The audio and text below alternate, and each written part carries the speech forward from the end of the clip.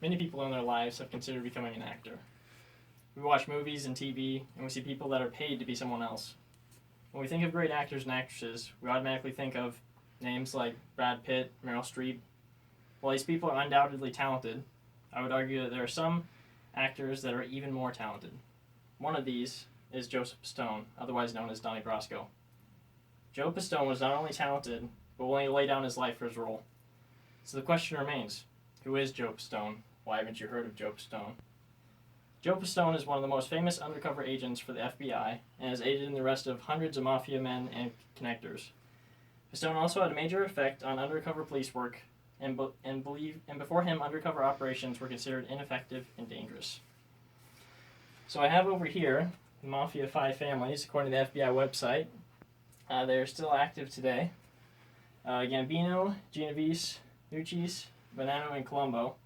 And Donnie Brasco's mission was to find out information about these different families and be able to establish something called RICO charge. Now, RICO charge was established so that way if people committed crimes that were minor or whatever, if they were associated with a corrupt group, then they would be able to have a higher charge if they could prove it, if the FBI could prove it. So Donnie Brasco's idea of doing that was becoming into the Colombo family and using the access from that to then go to Anthony Mira and go ahead and go up the works until eventually ending up in the Bonanno family. Now, there's a difference between somebody becoming a connector and actually becoming a made man. A made man means that they are actually a part of the family, while a connector is only somebody who makes money for the family. Now, his mission was only supposed to last 6 months, but it ended up lasting 6 years. And this was a big deal because of the fact that he only got to see his family once every 6 months, and it was only for like a weekend at a time because of the fact that he was undercover. So for a whole 6 years of his life, he only saw his family a couple of times. So in order to get into the family and really establish what he's doing, he decided to go to be a jewel thief. That was his sort of what he did for a job to try and convince them that he was trustworthy. And for the most part, it worked. He basically just learned a lot about becoming a jewel thief, and they just kind of believed him. And over time, over 6 years, he became really close to Benjamin Ruggiero, or otherwise known as Lefty. And Lefty recommended that he become a made man. So in order to do that, he was asked to do 4 hits on people. He never actually ended up killing anybody, because undercover agents are obviously not allowed to do that.